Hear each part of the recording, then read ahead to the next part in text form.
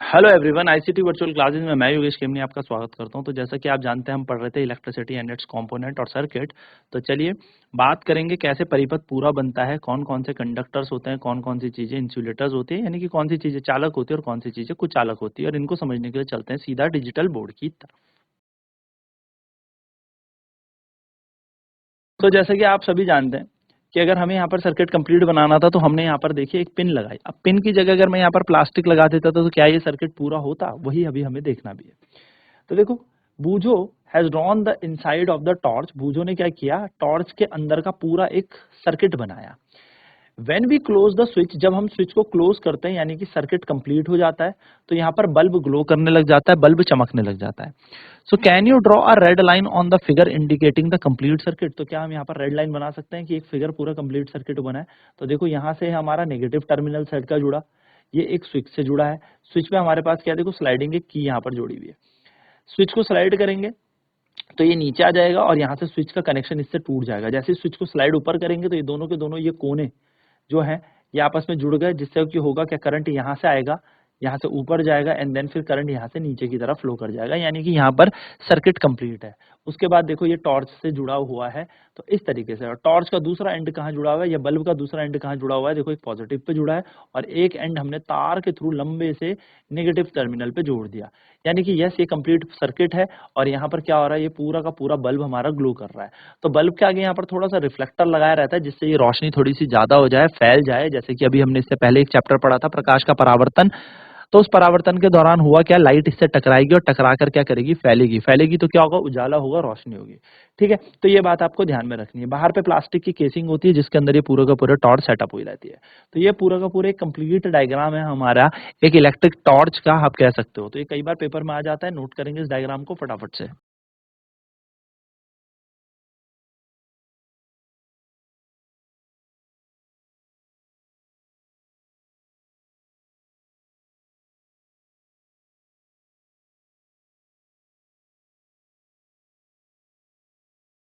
सो यहाँ पर हमने क्या किया, जैसे हमने डिस्कनेक्ट किया, देखो जैसे यहाँ पर आप देखोगे हमने यहाँ पर एक चाबी लगा दी सर्किट में। तो चाबी लगाने से हुआ क्या, ये बल्ब ग्लो करने लग गया। लेकिन जैसे हमने चाबी को हटा दिया तो ये बल्ब ग्लो बंद हो गया। क्यों, ऐसा क्यों हुआ? क्योंकि ये जो की है, ये चाबी है, ये क्या है, एक स्विच का काम कर रही है। ये एक नॉब बेसिकली यहाँ पर क्या काम कर रही है, एक स्विच का। तो कील जैसे ही आपने तारों में जोड़ी तो ये तारों में जो करंट था वो इस कील के थ्रू क्या होगा, अपने अपने टर्मिनल में पहुंच जाएगा, जिसके कारण सर्किट कंप्लीट हो जाएगा और हमारे पास ये बल्ब ग्लो होने लगेगा।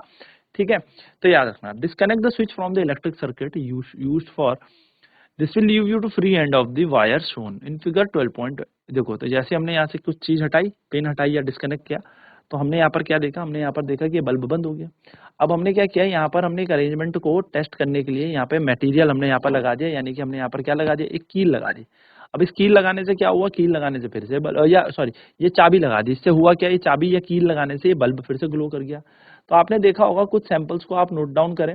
जैसे कॉइन लें, कॉर्क लें, रबड़ लें, यानी कि सिक्का उठा ले, कॉर्क उठा ले, रबड़ का एक टुकड़ा ले लो, ग्लास ले लो, कोई चाबियां ले लो, छोटे छोटे पिंस ले लो, प्लास्टिक का स्केल उठा लो, वुडन ब्लॉक उठा लो, कोई लकड़ी का टुकड़ा है, एल्यूमिनियम की फॉइल ले लो, मोमबत्ती ले लो, स्विंग निडल हम यहाँ पर कलेक्ट कर लेंगे, यानी कि सिलने वाली जो सुई होती है वो हो गया, थर्मोकॉल हो गया, पेपर हो गया, या पेंसिल लेड हो गई। पेंसिल लेड मतलब पेंसिल की नोक हो गई। ये सारी चीजें हम वन बाय वन क्या करते रहेंगे, इस चाबी को हटाएंगे और यहाँ पर हम इन चीजों को रखते चलेंगे वन बाय वन, और चेक करेंगे कि क्या हमारा ये बल्ब ग्लो कर रहा है। ये एक टेस्टर बन गया, बेसिकली क्या बन गया, टेस्टर, जो क्या करेगा कि जब भी आप ये डिफरेंट डिफरेंट मटेरियलों को जैसे जैसे इस तार पे जोड़ते जाओगे, वैसे वैसे ही आपको बता देगा कि बल्ब ग्लो करेगा या नहीं।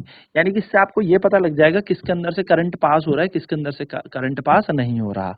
ठीक है, और इन सैंपल से आपको सीधा बेसिक आइडिया आ जाएगा कि अच्छा, इनके अंदर से करंट पास हो रहा है तो इनको हम क्या कह सकते हैं, कंडक्टर, क्योंकि जिनके अंदर से करंट पास होता है उन्हें कंडक्टर कहते हैं।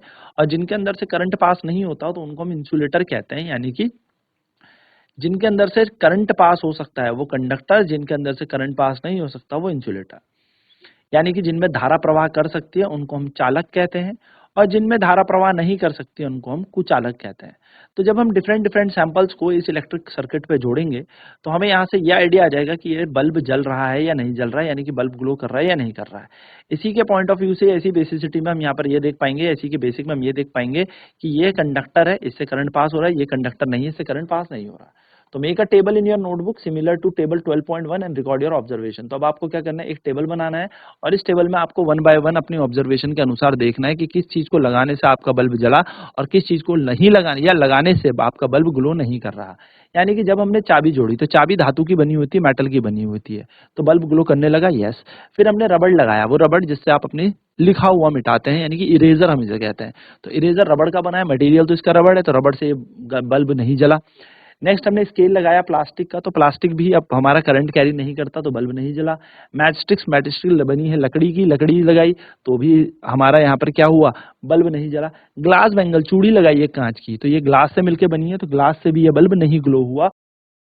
एंड लास्ट है आयरन नेल। आयरन नेल मतलब लकड़ी, लोहे की कील हमने यहाँ पर जोड़ी, तो लोहे की कील जो है ये किसकी बनी है, ये लोहे की कील बनी है हमारे पास धातु की। इससे यहाँ पर क्या हुआ, करंट फ्लो हुआ और यहाँ से क्या हुआ, बल्ब जलने लगा। तो कुछ मटेरियल ऐसे हैं जिनको लगाने से बल्ब ग्लो किया और कुछ मटेरियल ऐसे हैं जिनको लगाने से बल्ब ग्लो नहीं हुआ।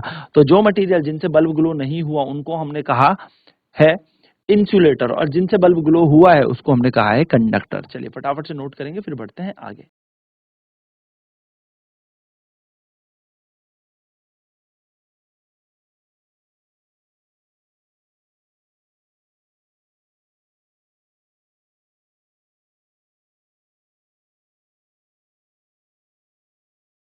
सो ये हमारे पास यहाँ पे मटेरियल है, जैसे आपने की यानी कि चाबी को जैसे ही आपने यहाँ पर लगाया इन दोनों तारों के बीच, तो चाबी जो है मेटल की बनी है, धातु की बनी है, तो बल्ब ग्लो करने लगा। इरेजर यानी कि रबड़ का बना था तो बल्ब ग्लो नहीं किया। स्केल यानी कि फीता, जो प्लास्टिक का फीता था वो आपका प्लास्टिक का बना हुआ है, उससे भी आपका बल्ब ग्लो नहीं हुआ। मैच स्टिक्स लकड़ी की बनी हुई होती है, तो लकड़ी भी जब इनके बीच में रखोगे या लकड़ी का कोई टुकड़ा रखोगे तो बल्ब ग्लो नहीं करेगा। ग्लास बैंगल यानी कि कांच की जो चूड़ी है उसको जैसे ही आप यहाँ पे रखोगे तो कांच से भी करंट फ्लो नहीं होता, तो बल्ब ग्लो नहीं हुआ।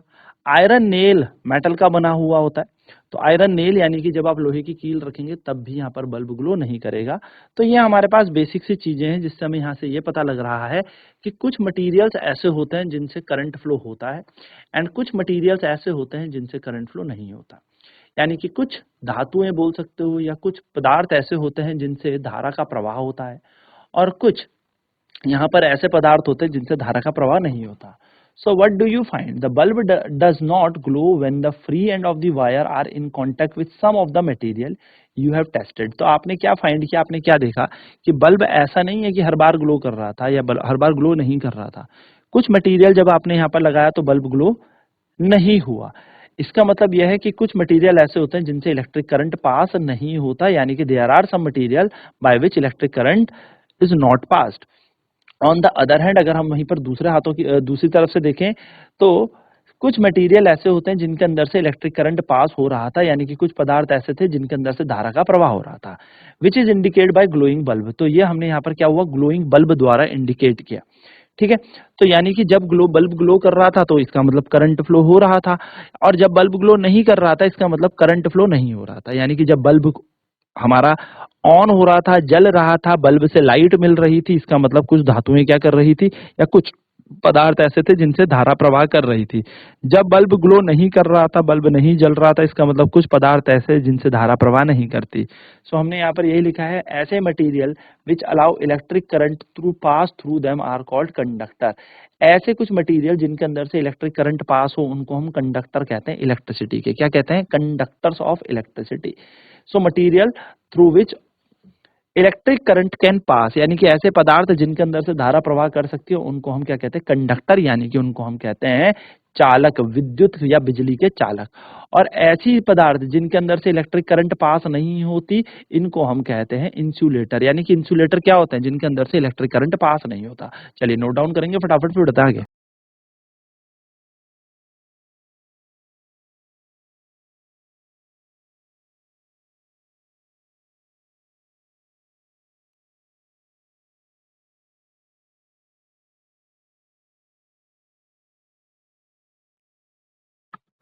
सो यहाँ पर हमें क्या पता लग गया, कुछ मटेरियल ऐसे होते हैं जिनके अंदर से करंट फ्लो करता है और कुछ मटेरियल ऐसे होते हैं जिनके अंदर से करंट फ्लो नहीं होता है ना। सो इंसुलेटर के अंदर से करंट फ्लो नहीं होता, यानी कि कुचालक ऐसे पदार्थ होते हैं, ऐसे पदार्थ होते हैं जिनके अंदर से धारा प्रवाह नहीं होती। सो इस फिगर से हमें ये पता लग गया, या इस टेबल से हमें ये पता लग गया कि कुछ ऐसे मटेरियल है जिनका जो कंडक्टर होते हैं इलेक्ट्रिसिटी के।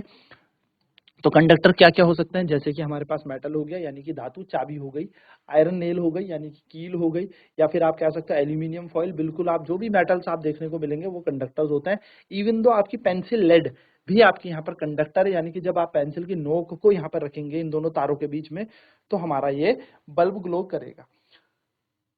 वहीं पर बात करें इंसुलेटर्स की कि इंसुलेटर क्या होता है, तो इंसुलेटर हो गए हमारे कुछ अलग जिनके अंदर से धारा प्रवाह नहीं होती। तो कौन कौन सी चीजें हमने देखी, लकड़ी, लकड़ी के अंदर से धारा प्रवाह नहीं हो रही थी, तो लकड़ी एक कुचालक है, यानी कि वुड से करंट फ्लो नहीं हो रहा था, तो वुड हमारा एक क्या है, इंसुलेटर है। फिर हमने देखा यहाँ पर ग्लास, तो ग्लास से भी करंट कैरी नहीं हो रहा था, तो ये भी हमारा क्या है, एक इंसुलेटर है। और वैसे ही हमने यहाँ पर एक चीज और देखी थी, वो था हमारे पास वुड थी, ग्लास था और प्लास्टिक देखा हमने। तो प्लास्टिक से भी करंट फ्लो नहीं होता, तो प्लास्टिक का जैसे स्केल लगाया था इन दोनों तार के बीच, तो करंट फ्लो नहीं हुआ था, धारा यहाँ से प्रवाह नहीं हुई थी। तो इससे आपने क्या कंक्लूड किया, क्या निष्कर्ष हमने यहाँ से देखा। सो हमने देखा which material are conductors and which are insulator. हमने यहाँ से ये देख लिया कि कौन से मटेरियल कंडक्टर है, कौन से इंसुलेटर है, यानी कि कौन कौन से पदार्थ जो है वो चालक है और कौन कौन से पदार्थ जो है वो कुचालक है। तो इन ऑब्जेक्ट को जैसे ही हमने देखा तो हमने क्या करना है, इनका डिस्कशन कर लिया है। तो जैसे कि आपको पता है कि हमने नेक्स्ट केमिस्ट्री में भी पढ़ा है कि जो ऐसे ऑब्जेक्ट होते हैं जिनके अंदर से धारा प्रवाह करती है, इन पे लश्चर होता है, चमक होती है ना। तो चमक होने वाले कंडक्टर्स होते हैं। तो यह बहुत आसान हो गया कि जिनके अंदर चमक होती है, यानी कि जिनके अंदर लश्चरस होता है, लश्चर बिहेवियर, या मैं कह सकता हूँ लश्चर, शाइनी सरफेस जिनका होता है, चमकदार सतह जिनकी होती है, जैसे कि कॉपर, तांबा, एल्यूमिनियम, है ना, ये सारे के सारे तार बनाने के लिए उपयोगी होते हैं। इन्हीं से तार बनाई जाती है क्योंकि इनके अंदर से धारा प्रवाह होती है। तो धातु, जितने भी धातु हैं, यानी कि जितने भी मेटल्स हैं जिनके अंदर लश्चर है, वो क्या करते हैं, करंट को कैरी करते हैं, उनके अंदर से धारा प्रवाह होती है। तो हम कह सकते हैं metals are the good conductor, यानी कि धातु अच्छे चालक होते हैं। फॉर द सेम टाइम हम बात करें, अगर हम एक्टिविटी फिर से देखें तो हमने यहाँ पर देखा इलेक्ट्रिक सर्किट पे with a switch, when the switch was in the open position. Switch कब थी ओपन पोजीशन में, where the two drawing pins not connected with each other, जब दोनों के दोनों ड्रॉइंग पिन आपके इसमें कनेक्टेड नहीं थी, ठीक है ना, with each other the thermocol sheet, but thermocol you have found in an insulator. पर जैसे ही आप थर्मोकॉल को चिपकाएंगे तो ये एक इंसुलेटर है। So what about the air between the gaps, तो जो इन दोनों के बीच में हवा होती है उस गैप के बारे में आपका क्या ख्याल है। सो एयर जो गैप होती है यहाँ पर एक इंसुलेटर का काम करती है, यानी कि अगर दो तार है और उनके बीच में हवा है, वायु है, तो वायु में धारा प्रवाह नहीं करती, यानी कि एयर में करंट फ्लो नहीं करता, तो एयर एक इंसुलेटर है, कैसा है, कुचालक काम करता है। तो कंडक्टर्स भी बहुत इंपॉर्टेंट है और इंसुलेटर भी हमारे लिए इक्वली इंपॉर्टेंट है, यानी कि जितने ज्यादा जरूरी हमारे लिए चालक हैं उतने ही ज्यादा जरूरी हमारे लिए कुचालक भी हैं, बराबर बराबर अमाउंट में। जैसे जो स्विच बनता है, जिसमें हम स्विच अपनी उंगली से हाथ से दबा के ऑन ऑफ कर लेते हैं, वो किसका बनता है, तो उसके बाहर जो स्विच होता है वो प्लास्टिक सॉकेट का बनता है, यानी कि वो बनता है, एक कवरिंग होती है प्लास्टिक की। तो ये क्यों बनता है, इससे, क्योंकि अगर हम उसे टच करेंगे तो हम पर इलेक्ट्रिक करंट फ्लो नहीं करेगा, क्योंकि ह्यूमन बॉडी भी एक गुड कंडक्टर होती है, एक अच्छी चालक होती है धारा की। वहीं पर अगर अंदर बात करें तो आपने देखा होगा इनके अंदर ब्रास की पिन्स लगी रहती है, यानी कि इनके अंदर पिन होंगी धातु की। ये क्यों, क्योंकि अंदर तो करंट फ्लो करेगा तभी तो धारा प्रवाह कर पाएगी एक जगह से दूसरी जगह। तो ये बात हमने यहाँ पर नोटिस करी कि जो कवरिंग होती है या हम लोगों को बचाने के लिए उपयोग में लाई जाने वाली चीजें जो होती हैं वो इंसुलेटर से बनेगी। लेकिन अगर करंट को कैरी करवाना है, एक जगह से दूसरी जगह भेजना है, तो yes we should have conductors also, हमारे पास चालक भी होने चाहिए। चलिए नोट डाउन करते हैं फटाफट से इन कॉन्सेप्ट को, फिर बढ़ते हैं आगे।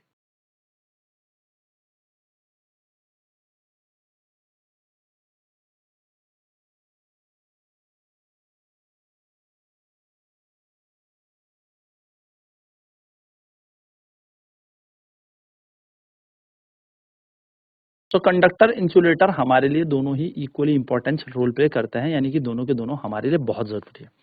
Switches, electric plugs and sockets are made up of conductor. जितने भी स्विच होते हैं या फिर मैं कहूँ प्लग होते हैं, सॉकेट होते हैं, कंडक्टर के बनते हैं। लेकिन अगर बात करूँ इलेक्ट्रिक वायरिंग या इनके ऊपर के कवर्स की हम बात करें, तो जैसे इलेक्ट्रिक वायरिंग होती है, प्लग के टॉप होते हैं, स्विच हमारे जो बनते हैं, ये बनते कैसे हैं, इसके जो जो भी टॉप है ये सारे के सारे किससे बनते हैं, हमारे इंसुलेटर से बनते हैं, जिनको हम टच करते हैं डायरेक्टली। तो अगर हम इनको डायरेक्ट छुएंगे तो हमारी बॉडी तो बहुत अच्छी कंडक्टर है, तो हमें तो डायरेक्ट करंट लग सकता है। इस करंट से बचने के लिए हम इंसुलेटर्स का उपयोग करते हैं, यानी कि कुचालकों का उपयोग करते हैं। तो यहाँ पे क्वेश्चन क्या है, सावधानी क्या है, your body is an conductor of electricity, आपकी जो बॉडी है ये भी इलेक्ट्रिसिटी या मैं कह सकता हूँ विद्युत धारा का क्या है, एक कंडक्टर है, एक चालक है। So therefore be careful when the you handle an electric appliance, इसलिए आपको हमेशा सावधानी बरतनी है जब भी आप क्या करें, किसी इलेक्ट्रिकल अप्लायंस को छुएं। क्यों? क्योंकि अगर आप इसको छुएंगे तो डायरेक्टली आप इसके कांटेक्ट में आएंगे तो आपकी बॉडी से इलेक्ट्रिक करंट फ्लो कर सकता है, जिसके कारण आपको एक शॉक लग सकता है, इलेक्ट्रिक शॉक लग सकता है। ठीक है, सो दैट्स ऑल, ये हमारा पूरा यहाँ पर चैप्टर खत्म होता है। तो फटाफट समराइज वे में पढ़ लेते हैं, हमने क्या पढ़ा। तो हमने सबसे पहले देखा इलेक्ट्रिक सेल क्या होता है। तो इलेक्ट्रिक सेल यानी कि जो सेल होता है वो क्या होता है, जो बैटरी हम बोलते हैं जिसको हम सेल कहते हैं, तो ये होता है हमारा सोर्स ऑफ इलेक्ट्रिसिटी, यानी कि बिजली का एक सोर्स है, स्रोत है। इलेक्ट्रिक सेल के पास दो टर्मिनल होते हैं, एक पॉजिटिव यानी कि एक को धनात्मक टर्मिनल और एक को नेगेटिव यानी कि माइनस बोलते हैं। अगर एक इलेक्ट्रिक बल्ब की बात करूं तो फिलामेंट हमेशा इसके टर्मिनल से ही कनेक्ट होता है, यानी कि electric bulb has filament that is connected to its terminal.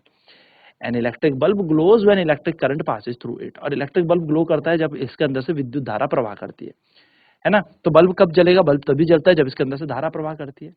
In an closed circuit the electric current passes from one terminal of the electrical cell to other terminal, और जब क्या होता है, एक सर्किट क्लोज होता है तो धारा जो है एक टर्मिनल से दूसरे टर्मिनल की तरफ पास करती है। अच्छा ध्यान रखना, प्लस से निकलती है करंट और माइनस की तरफ जाता है। ठीक है, तो ये दो चीजें याद रखनी है। Switch is a simple device that is used to either break the electric circuit और कंप्लीट इट। तो बेसिकली स्विच क्या है, एक ऑन ऑफ डिवाइस है, या तो इस सर्किट को पूरा कर देगा या इस सर्किट को अधूरा छोड़ देगा। अगर सर्किट पूरा है, परिपथ पूरा है, तो धारा प्रवाह करेगी, सर्किट अधूरा है तो करंट फ्लो नहीं करेगा, धारा प्रवाह नहीं करेगी। Materials that allow electric current to pass through them are called conductor, ऐसे पदार्थ जिनके अंदर से धारा प्रवाह कर सकती है, करंट फ्लो कर सकता है, उनको हम क्या कहते हैं, चालक कहते हैं। और ऐसे डिवाइसेज ऐसे मटेरियल जिनके अंदर से इलेक्ट्रिक करंट पास नहीं कहता, इनको इंसुलेटर्स कहते हैं, इनको हम कुचालक कहते हैं। ठीक है, याद रखनी है छोटी सी बात।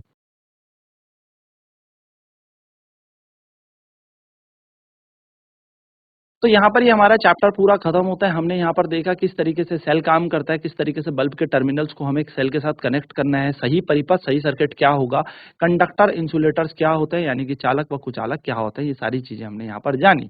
तो यहाँ पर ये चैप्टर हमारा खत्म होता है। नेक्स्ट क्लास में बात करेंगे हम अपने अगले चैप्टर पर रिविजन पर। तो आज की क्लास में इतना ही। आईसीटी वर्चुअल क्लासेज में जुड़ने के लिए धन्यवाद।